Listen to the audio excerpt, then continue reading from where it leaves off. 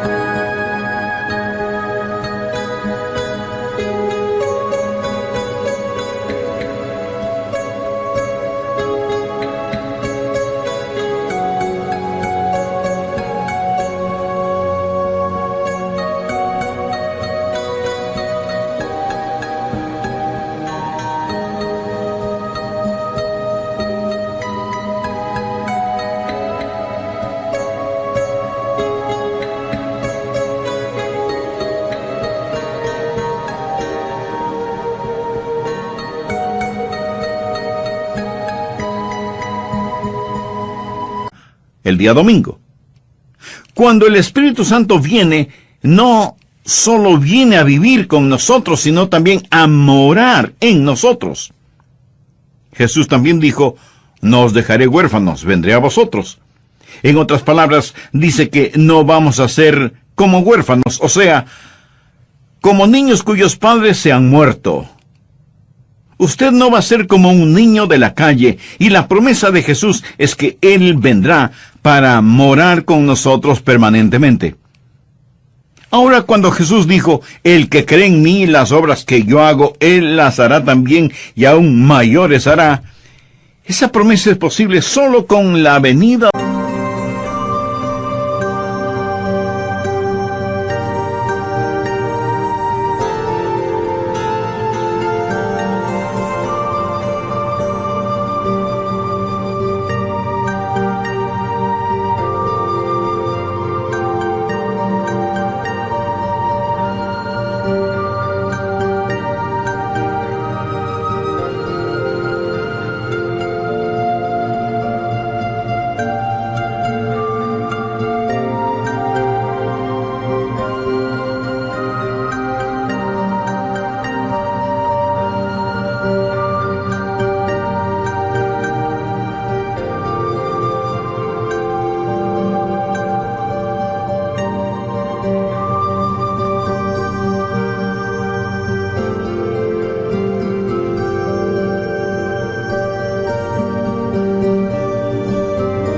del Espíritu Santo de Dios. Hoy vamos a aprender 4 cosas sobre por qué vino el Espíritu Santo y por qué nosotros debemos no solo igualar, sino exceder los trabajos del Señor Jesucristo. Bien, ¿por qué vino el Espíritu Santo? Primero, para producir las obras de Jesús. Es el Espíritu Santo de Dios que produce las obras de Jesús. Vean lo que dice Juan 14:16. Y yo rogaré al Padre y os dará otro Consolador para que esté con vosotros para siempre. El énfasis está en la frase otro Consolador. En el idioma griego hay 2 palabras para otro. La una palabra significa otro de una clase diferente. Y la otra palabra significa otro de la misma clase. Hagamos un breve paréntesis aquí y hablemos de transportación. Supongamos que usted tiene un caballo y un buen día dice, voy a conseguir otra forma de transporte. Me voy a comprar una bicicleta. Así que usted utiliza la palabra otra para referirse a otra forma de transporte. Pero la palabra que Jesús utilizó en este pasaje hace referencia a otro de la misma clase. Cuando usted dice, me voy a comprar otra bicicleta, tal vez la adquiera más grande o más fuerte o con más innovaciones técnicas, pero será otra bicicleta, otra de la misma clase. Cuando Jesús dijo otro Consolador, no dijo que sería un Consolador de una clase diferente. En realidad Él dijo, ustedes van a recibir a alguien exactamente como yo. Por eso es que el verso 18 dice, no os dejaré huérfanos, vendré a vosotros. Así que cuando el Espíritu Santo viene, ¿quién viene? ¿Jesús o el Espíritu Santo? Pues ambos, no hay distinción. El Espíritu Santo es Cristo en el cristiano. ¿Por qué Jesús dijo, las obras que yo hago, ustedes también las harán? Porque Jesús, de acuerdo a su promesa, siempre las estará haciendo. Y como Él mora en nosotros permanentemente, por medio del Espíritu Santo de Dios, nosotros también las haremos. Cuando era joven, leí un librito titulado ¿Qué haría Jesús? A lo mejor usted también lo ha leído. Y los que no lo han leído preguntarán, ¿de qué trata ese librito? Bien, se trata de que un día un grupo de personas se pusieron a pensar, ¿qué haría Jesús frente a determinadas situaciones cotidianas? Me gusta la intención de la pregunta, y en un sentido, todos deberíamos hacernos la misma pregunta, pero real y filosóficamente, si lo piensa bien, hay algunos problemas con esa pregunta. En primer lugar, implica que nosotros sabemos lo que haría Jesús, y Él nos puede sorprender. Jesús siempre sorprendía a la gente. No piense que usted puede saber y determinar lo que haría Jesús.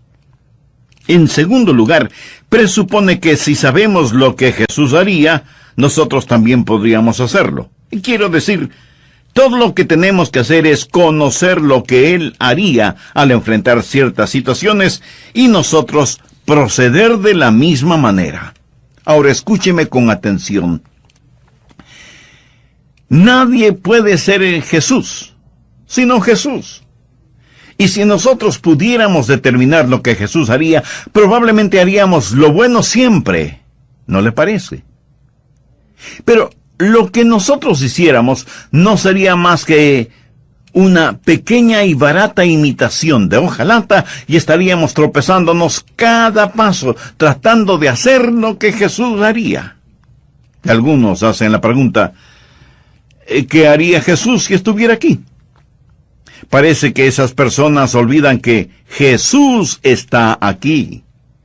Él no está allá lejos, en algún lugar del cielo, mirándonos a través de las nubes y diciendo, hagan lo que puedan. No. Su promesa sigue siendo válida. Vendré a vosotros, moraré en vosotros. Por lo tanto, la vida cristiana no es vivida por usted, es vivida por Cristo en usted. Hay una sola persona que ha vivido totalmente la vida cristiana, y su nombre es Jesús. Y si usted vive plenamente la vida cristiana, no se sienta orgulloso de eso, porque no es que usted la esté viviendo, sino que Jesucristo, quien mora en usted, vive la vida cristiana en su vida. Ese es el secreto. Él está aquí para hacer el trabajo que necesita ser hecho. Y por eso dijo, el que cree en mí, las obras que yo hago, él también las hará. ¿Por qué? Porque vendré a vosotros, porque moraré en vosotros. Yo soy el que produce esas obras en vosotros. Es necesario entender que fue mejor que Jesús se fuera al cielo para que enviara al Espíritu Santo. Muchos de nosotros pensamos que hubiera sido maravilloso si hubiéramos vivido en siglos pasados, cuando Jesús estuvo aquí en la tierra, caminando y ministrando en las playas de Galilea. Pero permítame decirle, mi amigo, que nosotros tenemos ventajas sobre Pedro, Pablo, Mateo, Santiago, Bartolomé y todos los demás. Tal vez intelectualmente no lo creemos así, pero es la verdad, y se lo voy a probar. Por favor, busque Juan 16:7. Jesús dice, pero yo os digo la verdad, os conviene que yo me vaya, porque si no me fuere, el Consolador no vendrá a vosotros, mas si me fuere, os lo enviaré. Aquí la palabra conviene significa es mejor, o es necesario. Por lo tanto, Jesús les dijo, si me quedo aquí, ustedes no podrán tener la bendición de mi Padre, que es el Espíritu Santo. Para ustedes es mejor y necesario que me vaya. No solo que Jesús está con nosotros, sino que Jesús mora en nosotros para siempre, y eso desde cualquier punto de vista es muchísimo mejor. Seguramente todos ustedes saben, o por lo menos han escuchado, la historia de Marta, María y Lázaro, amigos muy cercanos de Jesucristo. Lázaro enfermó gravemente. Sus hermanas le enviaron un mensaje a Jesús, pidiéndole que venga a ayudar a Lázaro. Jesús no va de inmediato, sino después de unos días. Y cuando por fin llega a la casa de sus amigos, Marta como que le reprocha diciendo, Maestro, si hubieras venido a tiempo, nuestro hermano no hubiera muerto. Prácticamente lo mismo le dijo María. ¿Por qué no estuvo Jesús ahí? Pues porque se encontraba en otro lugar. Elemental, ¿no le parece? En tiempos del Señor Jesús, si él estaba en un lugar con Pedro, no podía estar en otro lugar con Juan, porque mientras estuvo en la carne, él solo podía estar en un solo lugar a la vez. Pero porque él se fue al cielo y envió al Espíritu Santo, Jesús está con usted, donde quiera que vaya. Y está conmigo, donde quiera que voy. Y ninguno de nosotros nunca tendrá que decir, oh Señor, si tú hubieras estado aquí. Porque Él siempre está con nosotros. Él está vivo y mora en usted, mora en mí. Cristo vive en el cristiano. Jesucristo es la parte invisible del cristiano visible y está en nosotros, y nosotros somos la parte visible del Cristo invisible. Stuart Briscoe es un amigo mío, genuino hombre de Dios y gran predicador. Y él frecuentemente relata lo siguiente. Dice, cuando me salvé, iba a vivir la vida cristiana cantando y silbando, y me dije a mí mismo, esto va a ser fácil. Pero después de poco tiempo, comencé a tropezar espiritualmente, y me dije, esto es más difícil de lo que pensaba. La vida cristiana es dura. Pasó un tiempo y tuve que decir, la vida cristiana no solo es difícil y dura, es imposible. Pero entonces descubrió la llenura y el poder del Espíritu Santo, y ya no dice que la vida cristiana es fácil, dura o imposible. Ahora dice que la vida cristiana es maravillosa. ¿Por qué viene el Espíritu Santo de Dios? Para producir las obras de Jesús. Es Cristo en nosotros produciendo la vida cristiana. Y si usted no aprende esto, va a tener tiempos muy difíciles en su vida cristiana. Bien, el Espíritu Santo no solo vino para producir las obras de Jesús, Él vino en segundo lugar para proteger la voluntad de Jesús. Usted no está solo, pertenece a Cristo. Veamos lo que Jesús dice en Juan 14:26. Mas el Consolador, el Espíritu Santo, a quien el Padre enviará en mi nombre, Él os enseñará todas las cosas y os recordará todo lo que yo os he dicho. Detengámonos un momento en la palabra consolador. Es la palabra griega parakletos. En 1 de Juan 2:1 se la traduce como abogado. Y si alguno hubiere pecado, abogado tenemos para con el Padre, a Jesucristo el justo. ¿Qué es lo que un abogado hace por usted? Bueno, protege sus derechos, le defiende, le representa, vela por sus intereses y que se cumpla su voluntad. ¿Qué es lo que hace el Espíritu Santo? No solo que produce las obras de Cristo en usted, sino que también protege la voluntad de Cristo. El Espíritu Santo representa al Señor Jesucristo en usted o en mí. En el Antiguo Testamento, las familias vivían juntas como tribus y tenían un paracleto, o sea, un abogado quien durante los problemas tribales defendía la causa de la familia a la que representaba, defendía el honor de la familia y defendía los intereses de la familia. Y eso es lo que el Espíritu Santo de Dios ha venido a hacer en usted y en mí, defender la causa de Jesús, proteger el nombre de Jesús, desarrollar los intereses de Jesús en su corazón. Jesús es mi abogado, tanto como lo es el Espíritu Santo. Así que estamos relacionados con dos abogados. El Espíritu Santo de Dios es el abogado que vive en mí para proteger los derechos, los privilegios y la voluntad del Señor Jesucristo en mí. Jesús es mi abogado para proteger mis derechos delante del trono. Y si alguno hubiere pecado, abogado tenemos para con el Padre, a Jesucristo el justo. Satanás es el acusador que se acerca a Dios y le dice: ¿no ves lo que hizo Adrián?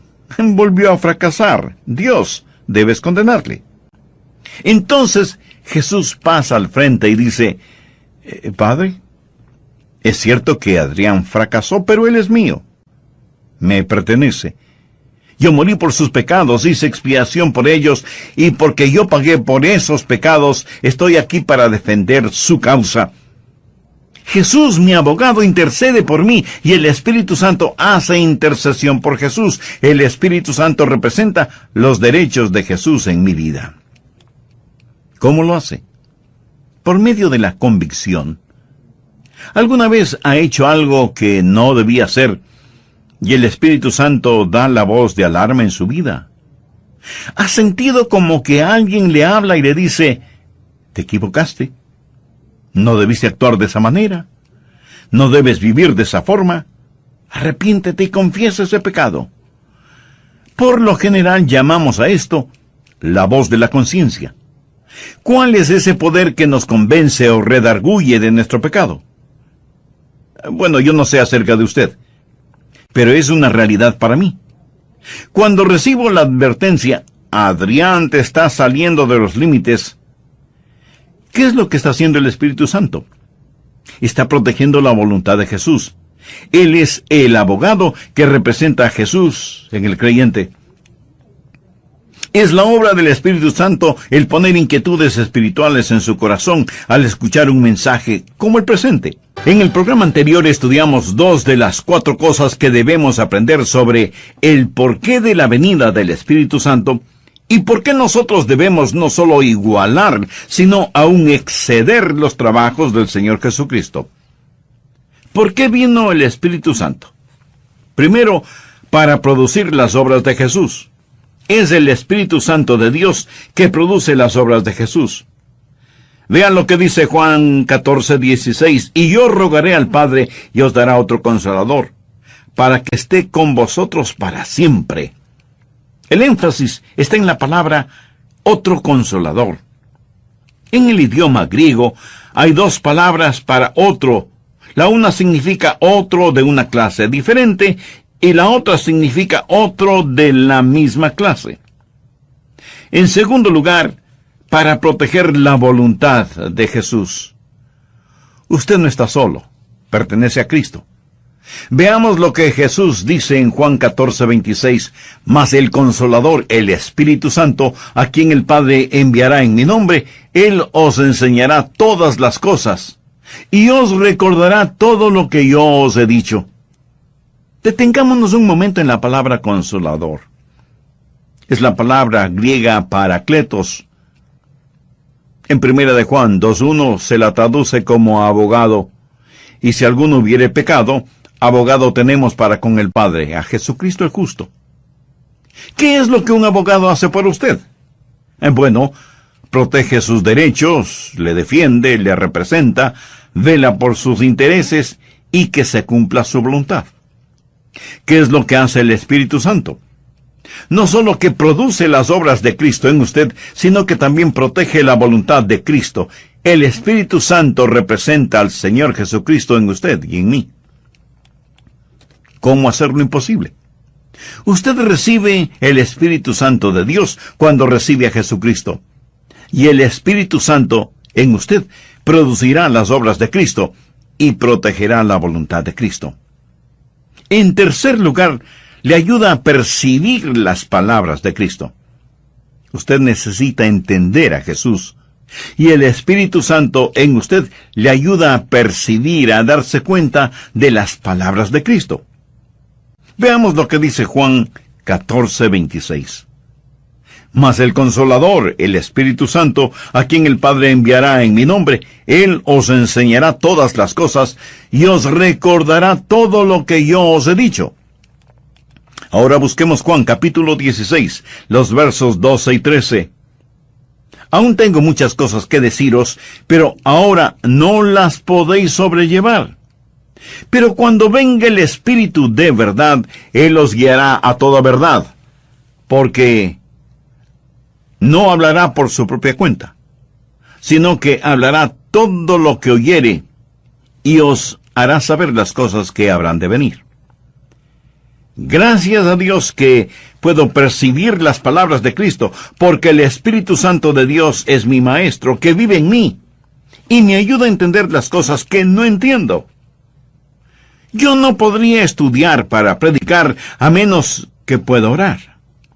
Frecuentemente, sentado junto a mi escritorio, oro y digo, querido Dios, enséñame.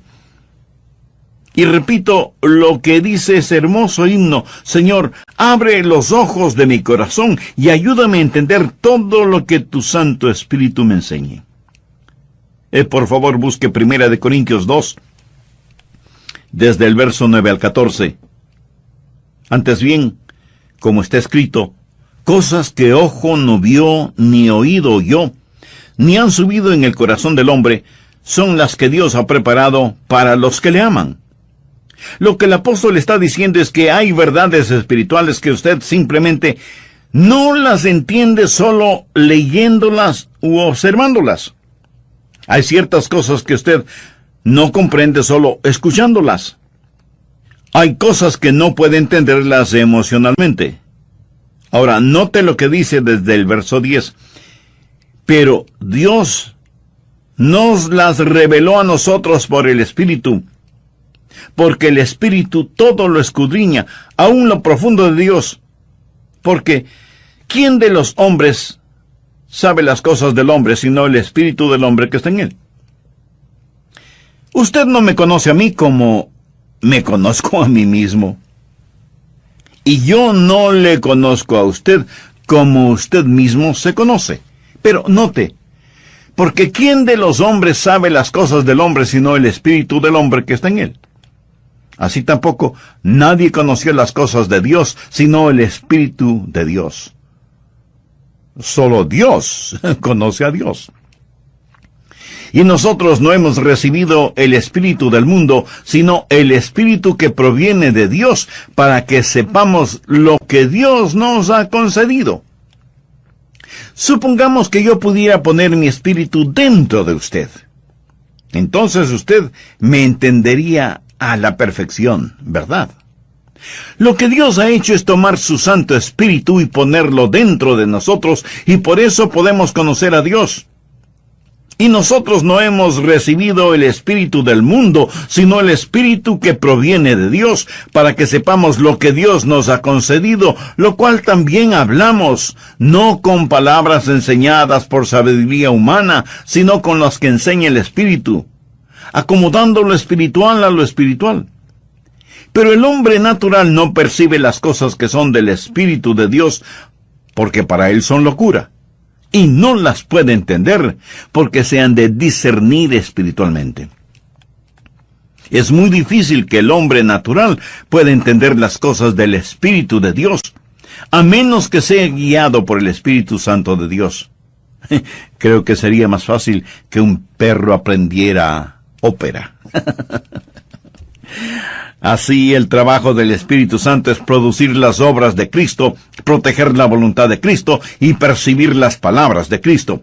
Entonces sabemos que la única manera de conocer y verdaderamente entender todas estas cosas es teniendo el Espíritu Santo de Dios en nosotros.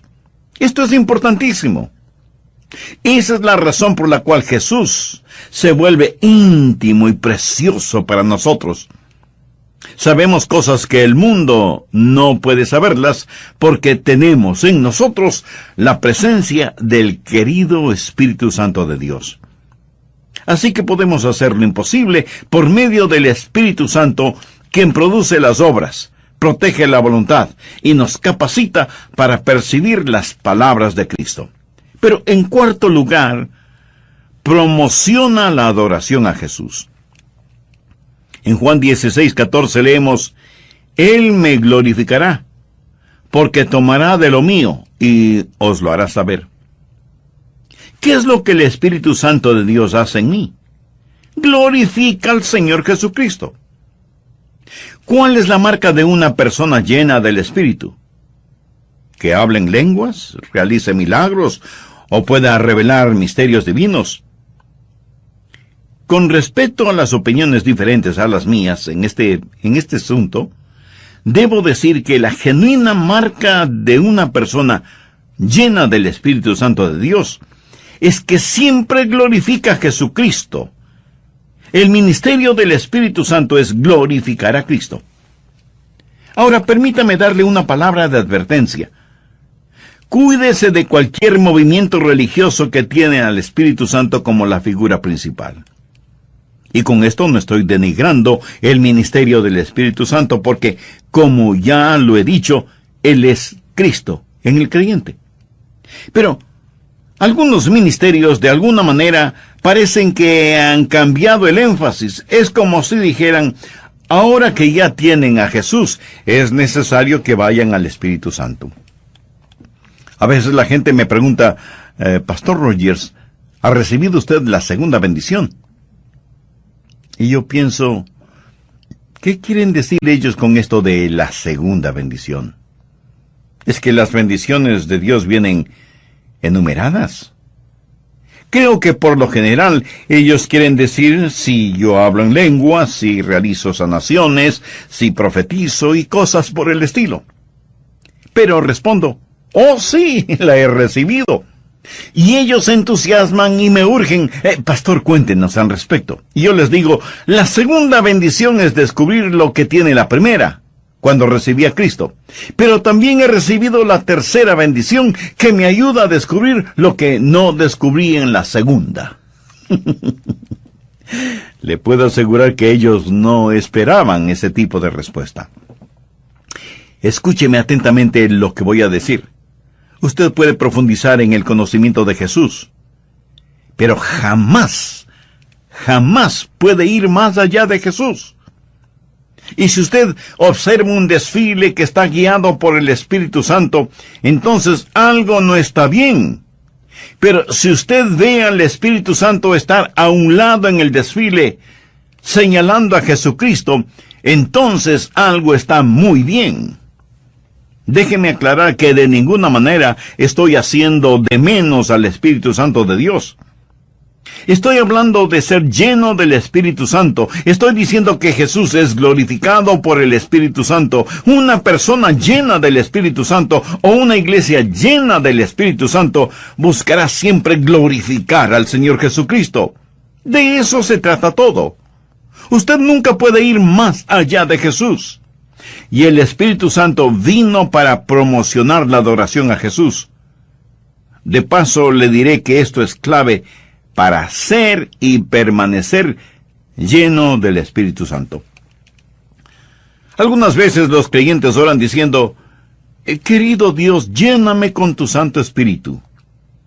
Y si Dios les preguntara, ¿por qué quieres ser lleno de mi Santo Espíritu?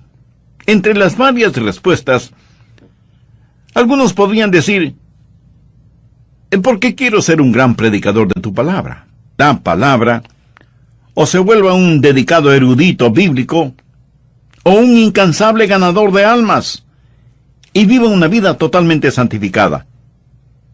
Pero verá, todas estas cosas son subproductos de lo principal.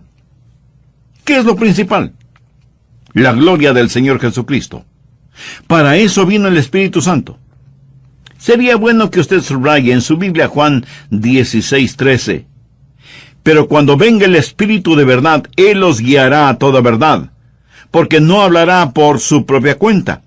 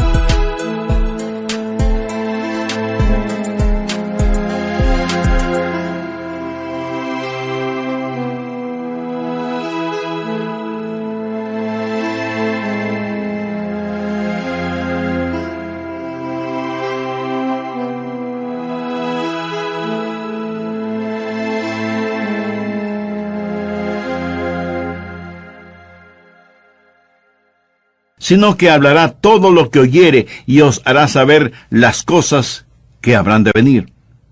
El Espíritu Santo vino para enseñarnos todas las cosas relativas a Jesús, para enseñarnos a glorificar a Jesús, mas no para que glorifiquemos al Espíritu Santo. Así es como nuestro Señor quiere que nosotros hagamos las obras que Él hizo, e incluso las superemos.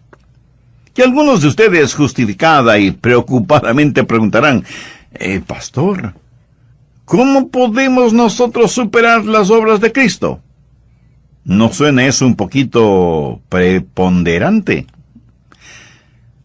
Si el Señor hasta resucitó muertos. Permítame decirle algo. Todos los milagros que Jesús realizó, los milagros de gloria, solo tipifican y retratan los milagros de la gracia. Supongamos que después de mi mensaje en la iglesia y durante la oración, una persona parapléjica en una silla de ruedas es traída para que oremos por ella. Yo pongo mis manos sobre esa persona y todos vemos cómo esos brazos y piernas comienzan a pulsar con vida. Y esa persona salta de su silla de ruedas y comienza a glorificar.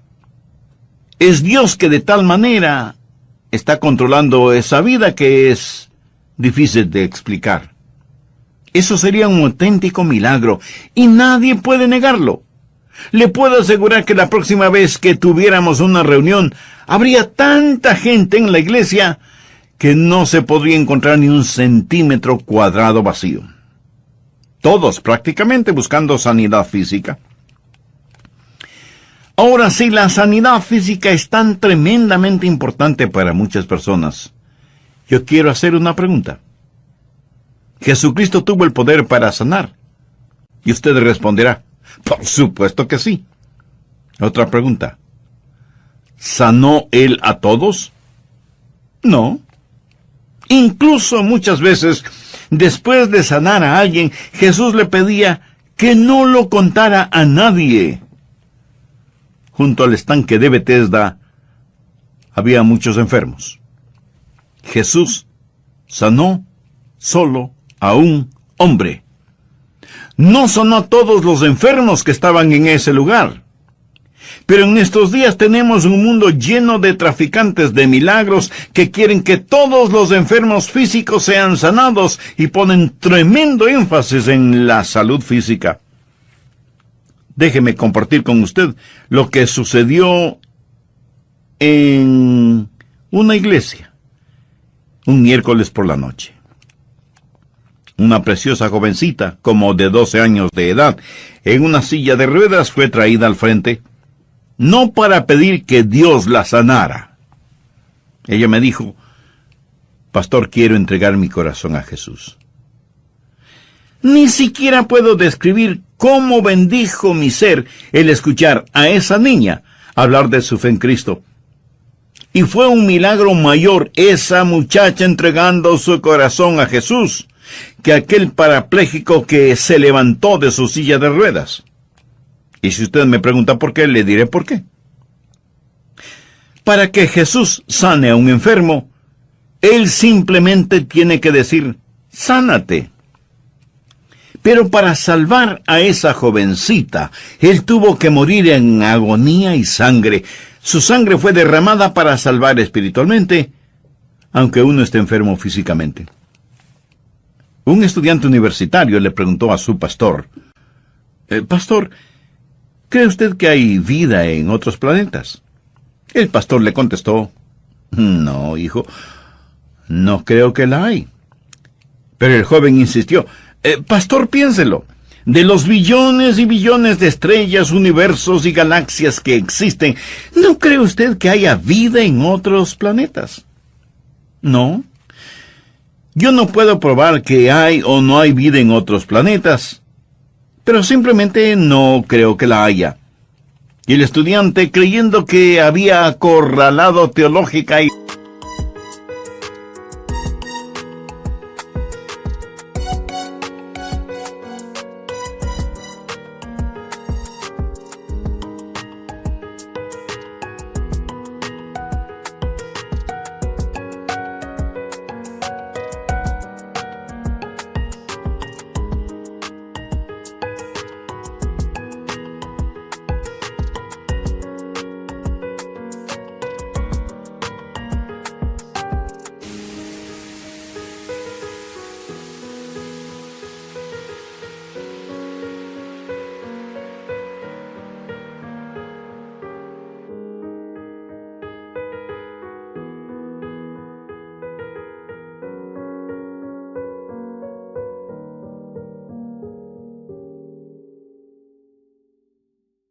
irracionalmente a su pastor, le dijo: entonces, pastor, ¿podría decirme por qué Dios se dio el trabajo de crearlo todo? Y el pastor le contestó: hijo, ¿cuál trabajo? ¿Cuál trabajo? Él solo habló y todo existió. Me encanta esa respuesta. Lo vacío se llenó. Y como lo dijo el salmista, los cielos cuentan la gloria de Dios y el firmamento anuncia la obra de sus manos. Escúcheme, la única vez que Dios enfrentó un problema fue cuando Jesús murió en la cruz, entre agonía y sangre. Murió para salvar a los pecadores. Y eso, mi amigo, es el mayor de los milagros. El salvar un alma